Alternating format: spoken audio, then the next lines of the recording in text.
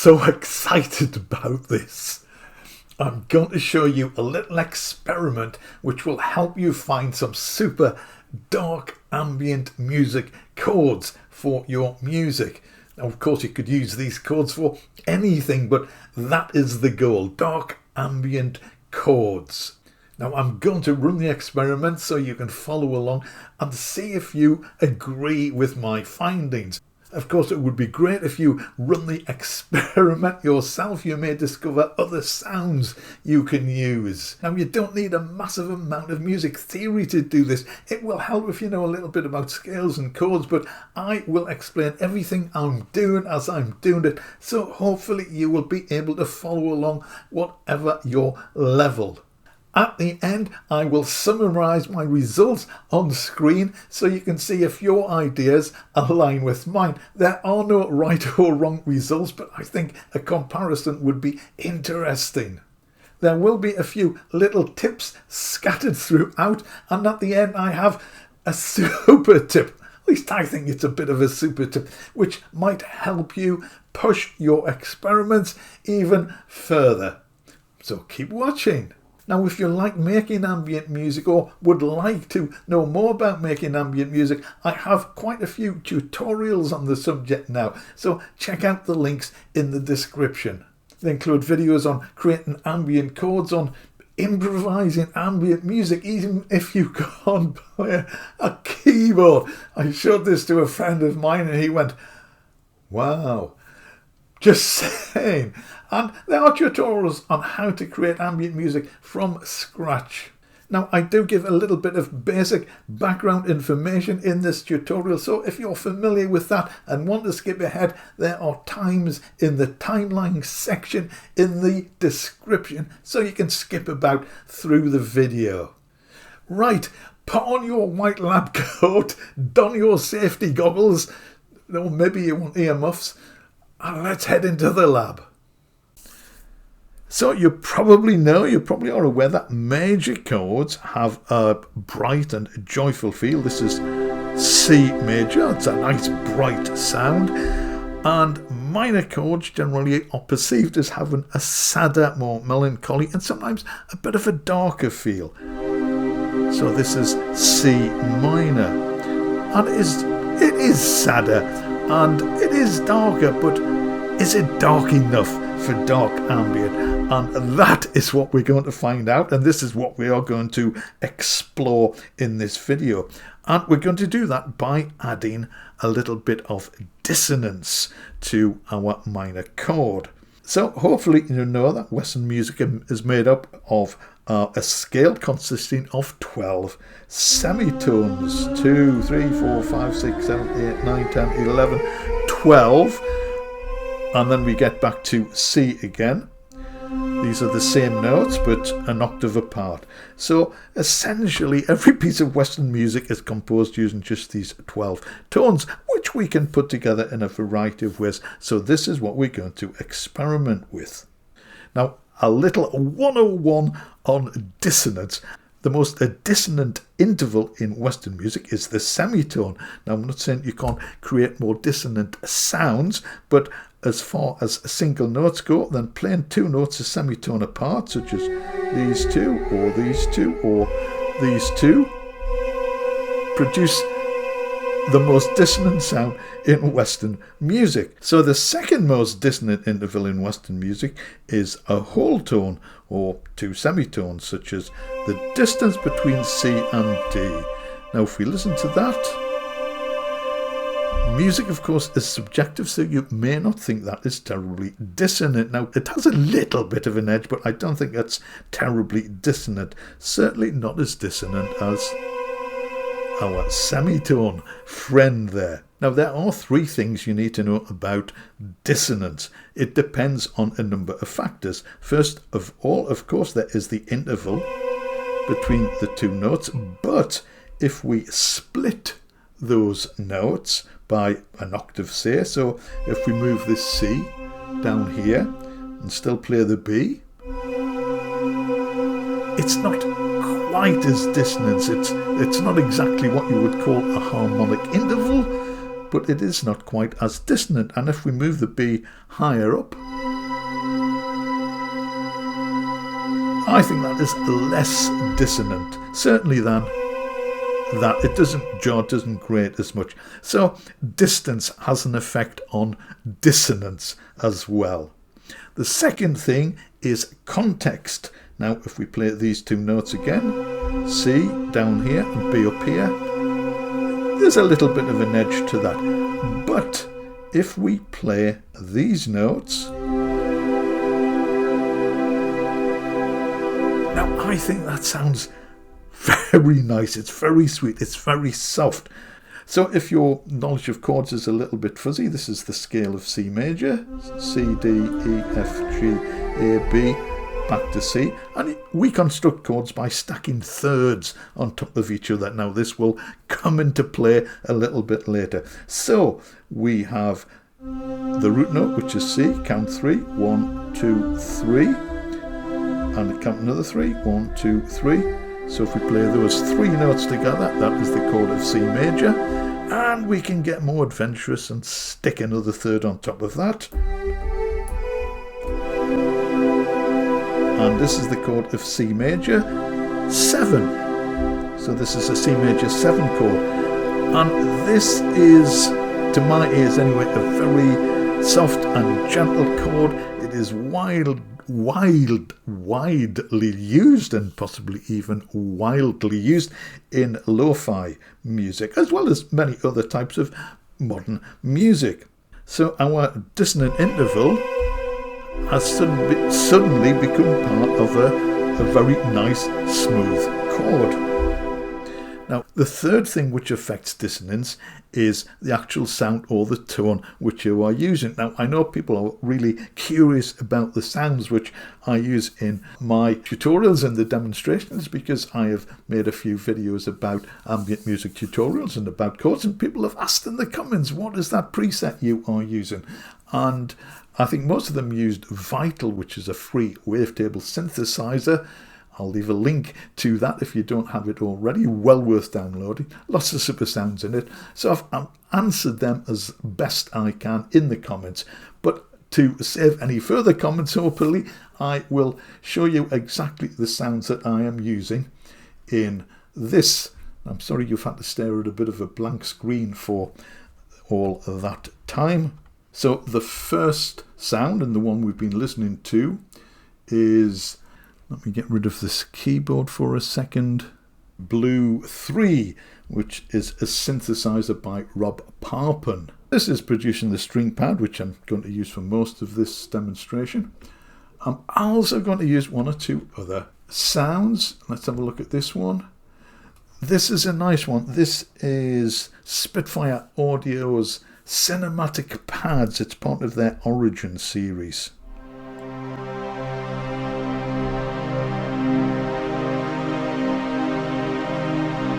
And it's full, as the name says, of cinematic pads produced by samples which Spitfire have recorded. It's about 30 quid, $30, €30. So I've got two instances of this. So I have this one, and let's get down to this one, which it's slightly low. It's the same, I'm playing the same notes, but it's sort of pitched a little bit low. It has some lower instruments in it, and we'll get around to checking these out in a moment. And I also have, oh, this is one of Hallion's. This is a Hallion, this is one of the factory presets. Now, Hallion comes with, or Hallion Sonic comes with Cubase. If you don't have Cubase, you can download Hallion Sonic for free and get all these wonderful presets. But if we have a listen to this, there's sort of skittering going on in the background. So this is almost a dark ambient pad on its own. But we'll get into this a little bit later. I think there's one more. This is Vecto. This is another one by Rob Parpin. And there's a little bit of sound going on in the background. Something interesting to look at on screen. Now these two by Rob Palm, this is just coincidence. I'm using Komplete Kontrol. You can see the Komplete Kontrol bits of the interface here. The advantage of Komplete Kontrol is that it houses all your NKS instruments and presets, and you can sort through all of them using search terms or tags. This saves a massive amount of time. I currently have over 90,000 presets. I know it's a silly number, but Komplete Kontrol lets me sort through them very quickly to find the ones I want. Right, let's get this back to normal and let's get going. So we're going to start with our C minor chord, which is very nice. It's a little bit dark, not terribly dark, it's a little bit dark.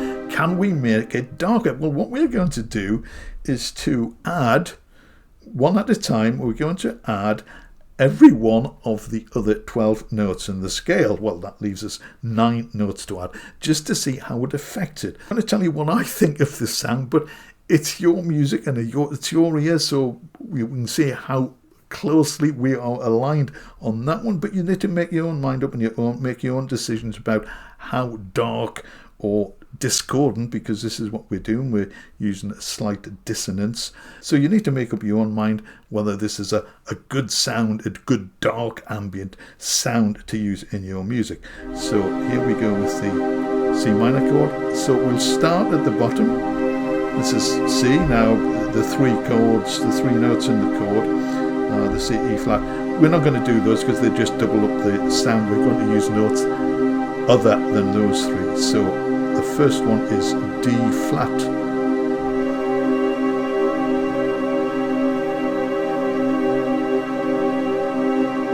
What do you think of that sound?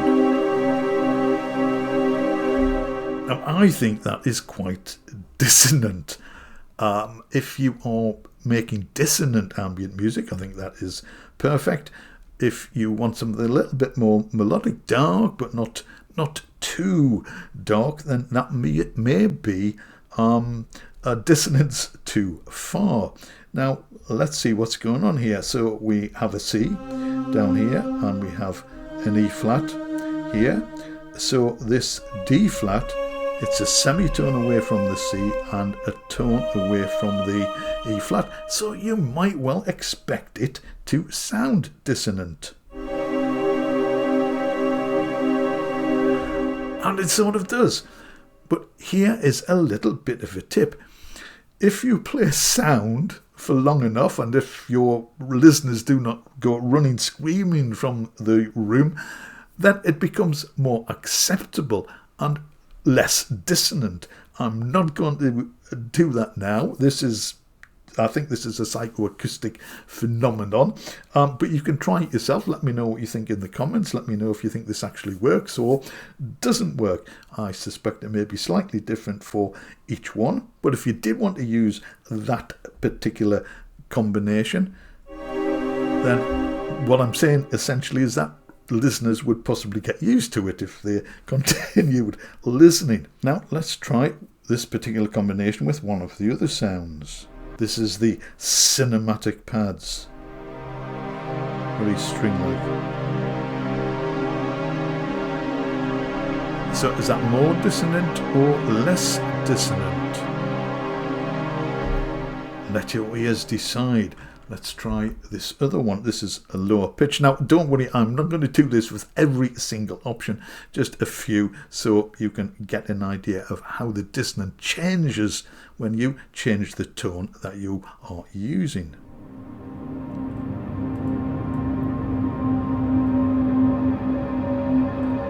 Now we have a lot of lower frequencies in this sound, so is this more or less dissonant? I think it's less dissonant. Maybe we are splitting hairs, but what do you think? Let's try this one. This is the Hackleyan one, skittering sound.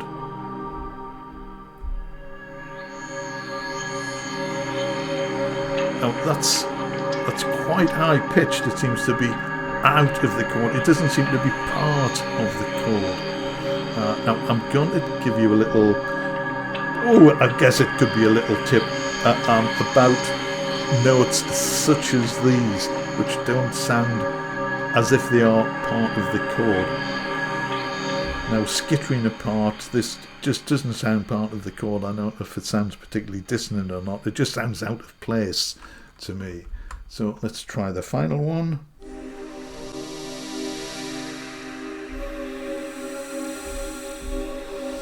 So again, this to me, it seems a little higher pitched, the whole timbre of the thing, but again, this just seems a little out of the chord. It seems to be a note being played in a melody or something which doesn't really fit with the chord. That's my take on it. Right, let's get on to the next note. So the next note would be D. And now if you look at the proximity of D to the other notes in the chord, it is a whole tone away from C and half a tone, half a step, a semitone away from E flat.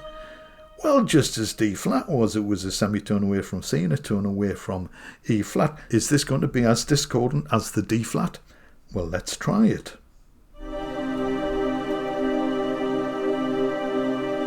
Are you shocked, amazed, surprised? I do not think that is at all discordant. Now, the notes here we are playing, this forms a C minor add 9 chord. And this is the 9th note if we count up all the notes in the scale. C is the octave, that is note 8, this is note 9. So it's a C minor and we are adding a 9th to it. Now, I don't think this sounds at all dark. I've made a video about this very chord. I love this chord. This is probably one of my favourite chords of all time. A minor add 9 chord. It just gives me, to me, it's a sense of poignancy. It's seeing a couple on a train platform and he's on the train and he's going away. And we know, the audience knows they will never see each other again. So whether you think it is dark, I don't think it's dark, I think it's melancholy. But that might well fit into a piece of dark ambient music. So the next note, which is not the C minor chord, is the E or E natural. Now we already have an E flat here, so it is a semitone away from this, but it is 3 semitones away from the G, so maybe this is not going to sound quite so discordant. Or is it? Let's try.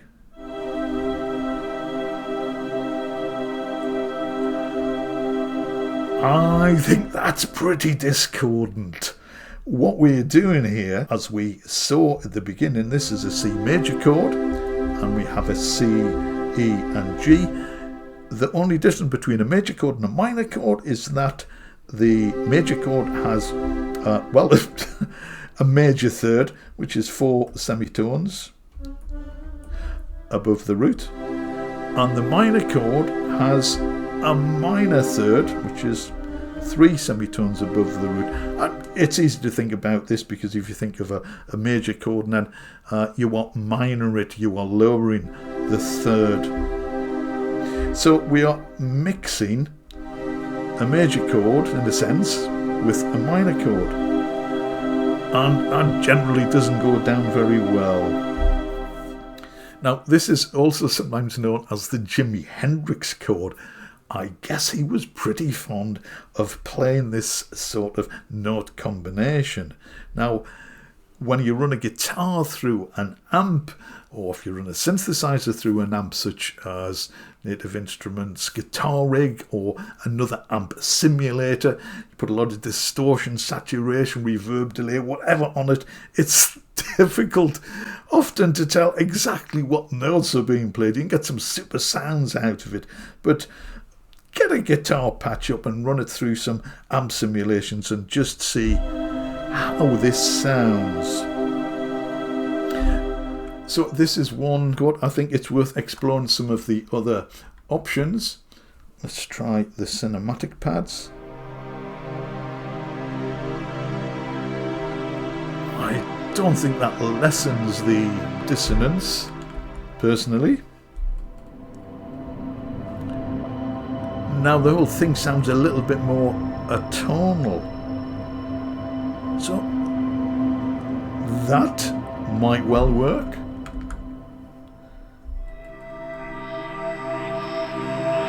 Now I don't think that's any improvement. These are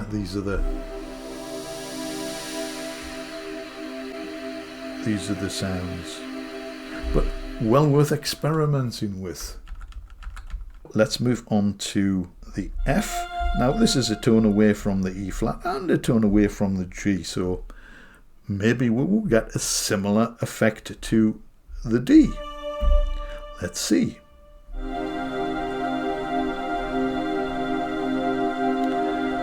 Now, again, to me, this sounds as if this note is not part of the chord.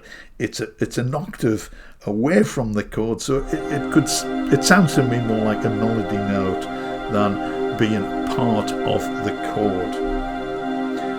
But in total, it does not sound particularly dissonant. It's a little bit of an edge, but not bad. But what we can do is to move this the F down an octave. That is sort of putting the cat among the pigeons, because if we do move the F from here to here, then we have three notes which are a tone apart. It's getting on for a note cluster here. Let's see what this sounds like. Now it might be me. I don't think it is, but that sounds very nice and very smooth.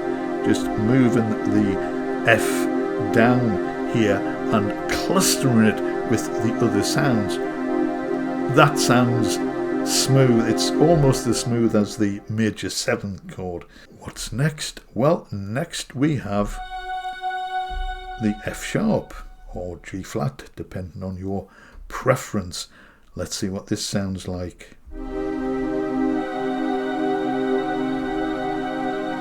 Very edgy, and again, as I say, we are moving outside the octave range, so it sounds more like a note. And again, yes, I'm going to say a little bit more about this once we finish our experiments. This sounds more like a note outside of the chord, but we can't move it down. So what happens if we move it down an octave? Is that any better? Well, personally, I don't think so. It still sounds pretty dissonant to me. So, you know, depending on your level of tolerance or desire for these sort of dissonant sounds, you may or may not want to use this note in the chord. Let's press on. We're nearly there. So the next one is A flat, and again up here it doesn't seem to be part of the chord, so let's move it down an octave. And what does that sound like? Well, I think that sounds quite nice. And why does it sound quite nice? It sounds quite mellow. Well, if we look at the notes that we are playing here, if we just rearrange them, we have an A flat, a C, an E flat and a G. So we have an A flat major chord and a G. And this is an A flat major 7th chord. So it uses the same note intervals as our very nice C major 7 chord. So that's the same tonal sound. So if we jumble the notes around a bit, as we have done here, it's not surprising that this sounds, to my ears, again, at any rate, it's no surprise that this sounds like a smooth chord. So the next one is A.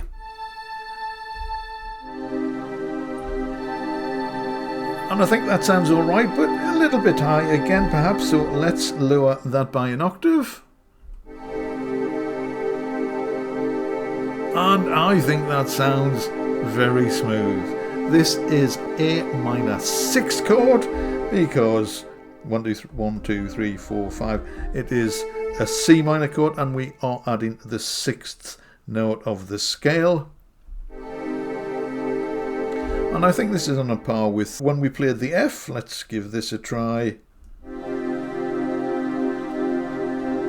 Let's swap the F for an A. Pretty close, I would say. And I would also say it is on a par with the next chord we are going to look at. So yes, that does get my mellow rating. Let's jump up to the B flat. Now again, I'm going to move this down an octave. Now again, this is a very, very smooth chord. This is a C minor 7th. This is a 7th, dominant 7th. This is a C minor 7 chord. Well used in a lot of modern music, all sorts of music in fact. So this doesn't have much of an edge or a dissonance to it. It's a nice smooth chord which you could use in your music if you wish. Finally, let's come to the last one, which is the B. Again, that just sounds like a note out of the chord, like a melody note. So let's move that down an octave as well.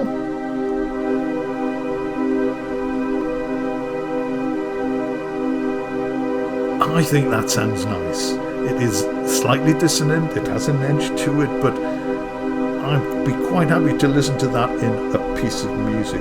Now, maybe your ears are telling you something different. I don't know. But that sounds acceptable to me as a chord and a piece of dark ambient music. And playing a minor chord, and this is a major 7, so this is a C minor major 7 chord. So let's just see what this sounds like with some of the other sounds. So this is the cinematic pads. Orchestra's playing these notes. That doesn't sound discordant to me. It's virgin on the atonal perhaps, but very happy to listen to that. Let's try this one, which is a little bit lower.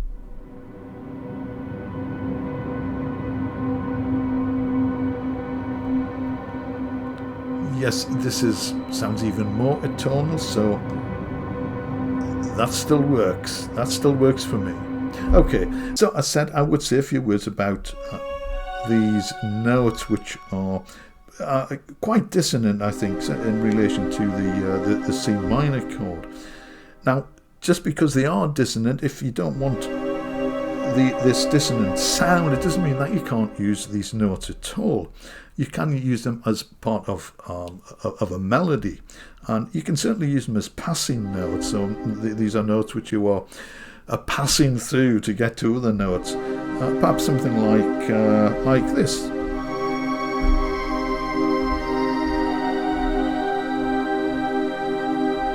Now that sounds perfectly fine to me. We are sort of passing through these notes on the way to the C and the way to the G. You can hang on to them a little bit longer.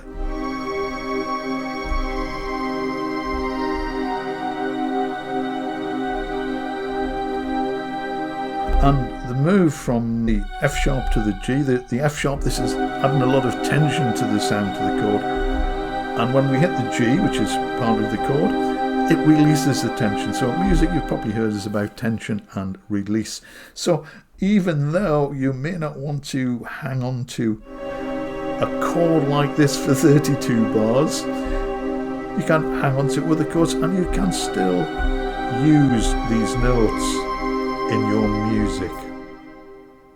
So let's head back to the studio and have a discussion about this. Welcome back. You can remove your lamp coat and take off your safety goggles or earplugs, whatever. Now, there was a lot of information there, so I have created this little table to summarise my feelings about the experiment so we can go through the results together. Now, there are no right or wrong answers here, but it would be interesting to know how closely we are aligned. So here's the summary. The first column contains the notes. Now we were working with the chord of C minor, so these are the notes we used for that particular chord. In the second column are the number of semitones above the root that this note happens to be. So if you are working with any other chord, you can use this column to determine which notes you should use to get this effect. So if you are working in A minor, for example, then the first note would be one semitone above the A, which in that case would be B flat. Now the third column is the rating I gave to adding these notes to the C minor chord. I thought it would be cool to use light terms to describe how I felt about the combination. So I have used midnight to denote what I think are the most dissonant sounds, and I have used twilight to denote the combinations, which I thought were a lot softer, very usable, certainly for melodic ambient, dark or otherwise. They add more texture to a simple minor chord. And there are a couple of outliers, shall we say. The D note, which in combination with C minor forms as a minor add 9 chord, one of my favourite chords. I have called this dusk because I think this could be used in anything. It just adds, I've said it before, I know, but it just adds this sense of melancholy and poignancy. Certainly for me it does. Let me know what you think about it. So I've just called this dusk because it's not quite midnight, and I think it's a bit more now, also a bit less. Oh, that's deep. Than twilight. And the last one, the B, this forms a minor major 7 chord. We are adding the major 7th note to a minor chord. I've called this shadow. I thought that was fitting. Or at least I have probably watched too many James Bond movies. I actually love John Barry, who was the original composer of the series. I loved his music for the Ipcress file. If you haven't heard that, do go and listen to it, especially the title track. But I loved his music for the James Bond movies, and this chord, this minor major 7 chord, features a lot. So to me it conjures up all the things you would expect from an upmarket glamorous spy movie, such as the James Bond series, a sense of anticipation, of mystery, of danger, of excitement. And this is a super chord, in my opinion, to use in dark ambient music. But what do you think? Let me know if you agree or not. As I say, there are no right or wrong answers. So the silver tip, which I would just like to pass on in case you haven't thought about doing this, is if you're using any of the midnight combinations and perhaps you think they sound just a little bit too dissonant, especially with synth sounds, then try programming these using orchestral samples. You may recall when I did this with some of the cinematic pad sounds that it wasn't quite so dissonant. Now, orchestras can really produce a cacophonous din, but they can also temper a little bit, I think, extreme dissonance into something which is not quite so dissonant. Now, if you don't have any orchestral sample libraries, there are free ones out there. The first one which comes to mind is Spitfire Audio's BBC Discovery. I shall, of course, leave a link to that in the description. And there is also the free orchestra. Well worth adding to your collection if you don't already have them. So let me know what you think. Let me know how you get on if you do any of your own experiments. Let me know if you have any particularly really interesting and dark chords. As always, thank you so much for watching. I'm going to play us out with my favourite chord. See you again soon.